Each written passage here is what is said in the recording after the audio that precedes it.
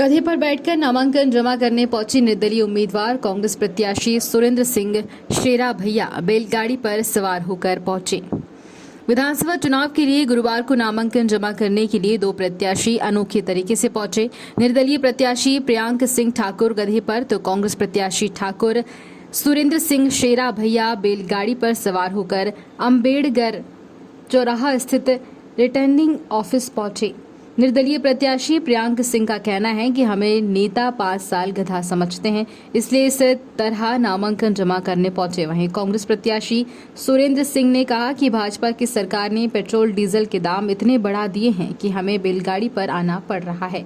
वहीं निर्दलीय प्रत्याशी हर्षवर्धन सिंह चौहान और पूर्व मंत्री अर्चना चिटनिस ने मुहूर्त के तहत फॉर्म भरा। बाद में रैली निकालकर अलग से नामांकन जमा किया जाएगा।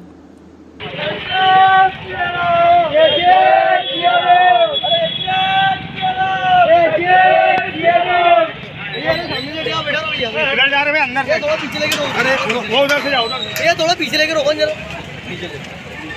अरे पीछे लो, पीछे नहीं जा रहा ना वो। अरे पीछे अरे पीछे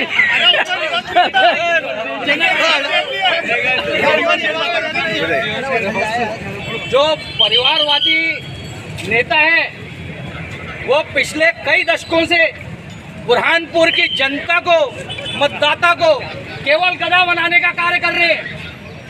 आज भी वो विकास की बात करते हैं और विकास कहीं पर भी हुआ नहीं है। शहर के अंदर बेरोजगार घूम रहे हैं, तो ये मतदाताओं को गधा बनाने का कार्य नहीं है तो क्या हुआ?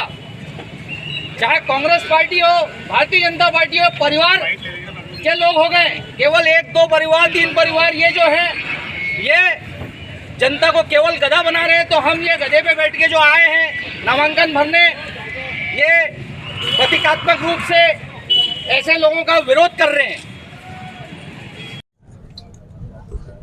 आज मुहूर्त का फॉर्म भरा है और भारतीय जनता पार्टी की जीत बुरहानपुर में सुनिश्चित है। ये जीत भारतीय जनता पार्टी की जीत होगी। ये जीत मात्र किसी व्यक्ति की नहीं, ये जीत बुरहानपुर की जीत होगी।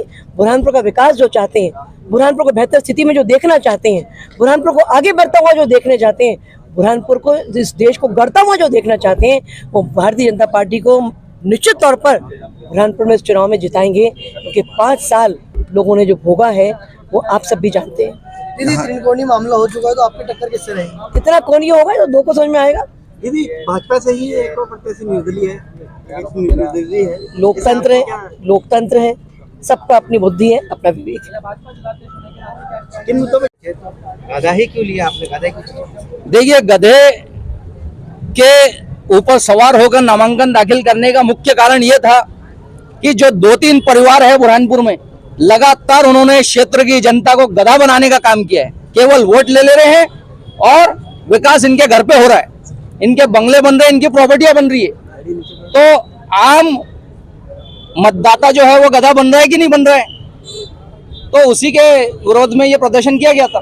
क्या निर्दलीय फॉर्म भरा? निर्दलीय फॉर्म भरा है। आपका चुनाव निशान भी आप गधा जी नहीं, चुनाव निशान गधा अवेलेबल नहीं था।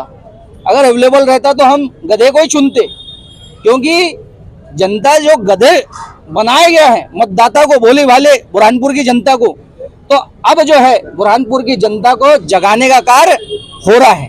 और मुझे प्रचार कैसे करेंगे आप? क्या गधे पे बैठ के करेंगे? प्रचार जो है उसका अभी प्रचार करते हुए जनता को ये बताना जरूरी हो गया है कि ये 2-3 परिवारों से मुक्ति अति आवश्यक है। अभी भी ये परिवार बहुत अतिशोक्ति के है कि बोल रहे हम विकास करेंगे। अरे तुमने 40-50 साल क्या करा? भारत होगी घर भरा, अभी भी बोल रहे विकास करेंगे। अच्छा, बीजेपी से आप उम्मीदवार मान रहे थे अपने आपको टिकट काटा गया है, उसमें क्या कारण रहा है? देखिए, भारतीय जनता पार्टी ने अगर हमारे को टिकट नहीं दिया है और गलत निर्णय लिया है, इसी के लिए अभी निर्दलीय हम भरे हैं। और अगर जीतते हैं तो कहीं और जाने का कोई सवाल नहीं उठता। भारतीय जनता पार्टी की सीट बढ़ेगी, हम भारतीय जनता पार्टी में मिलेंगे। भैया गधे पे बैठ के प्रचार करोगे क्या? देखिए, प्रचार का तरीका कुछ भी हो सकता है। जनता तक मैसेज जाना चाहिए कि अब मतदाता गधा नहीं बनेगा। ये परिवारों को दे दिए बहुत वोट। मुद्दे क्या हो गए आपके? मुद्दे जो ये विकास के लिए तरसा रहे हमारे बुरहानपुर की जनता को, आज आम जनता भी तरस रही है। और इसके साथ साथ जो है आप बेरोजगारी का आलम देखिए, लोगों को खाने को नहीं है और इनके बंगले बन रहे हैं।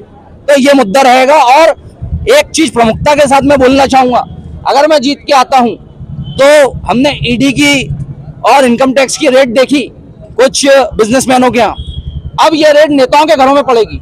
देखा जाएगा 40-50 वर्षों में इनने जो संपत्ति अर्जित करी है कहां से करी है, तो इनके सारे नेता कांग्रेस के हो या भारतीय जनता पार्टी के हो, इनके घर में इनकम टैक्स और ईडी इसकी रेड डाली जाएगी। क्या ईडी और इनकम टैक्स राजनीतिक या विधायक सांसद के कहने पर कार्रवाई करता है? देखिए, अभी तक बुरहानपुर का इतिहास आप लोग भी जानते हैं। स्वतंत्रता से आज दिनांक तक क्या बुरहानपुर में किसी नेता के इनकम टैक्स की रेट डली? क्या क्यों नहीं डल रही है? नेता इतनी प्रॉपर्टी कमा रहे हैं, संपत्ति इतनी अर्जित कर रहे हैं, तो अब जो रेट डलेगी वो नेताओं के घरों में डलेगी।